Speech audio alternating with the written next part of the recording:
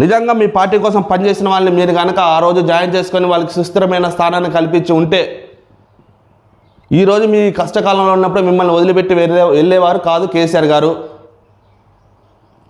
ఇది 100కి 100% మీరు చేసుకున్న తప్పిదమే.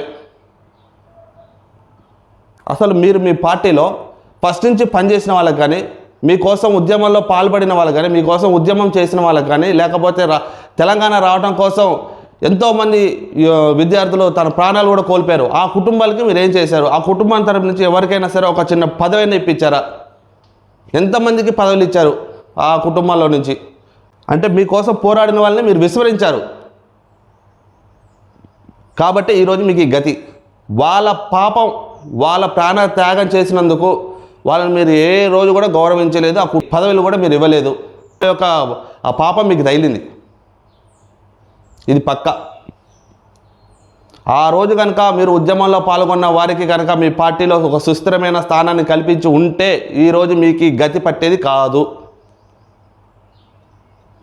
చావైనా బతికైనా మీతో పాటే ఉండేవారు, మీతో పాటే ఫైట్ చేసేవారు. ఈరోజు మీకోసం పోరాడేవారు మీ పార్టీలో ఎవరున్నారు? మిమ్మల్ని మీరు ప్రశ్నించుకోండి. అసలు మీ పార్టీ కార్యకర్తలకి మీరు ఏ విధంగా సమాధానం ఇచ్చుకుంటారు? ఇప్పుడున్న పరిస్థితిలో వాళ్ళు అడుగుతున్న ప్రశ్నలు, వాళ్ళలో చాలామంది చాలా ప్రశ్నలు వేస్తున్నారు. వాళ్ళకి మీరు ఏ రోజైనా సమాధానం చెప్పే ధైర్యం చేశారా?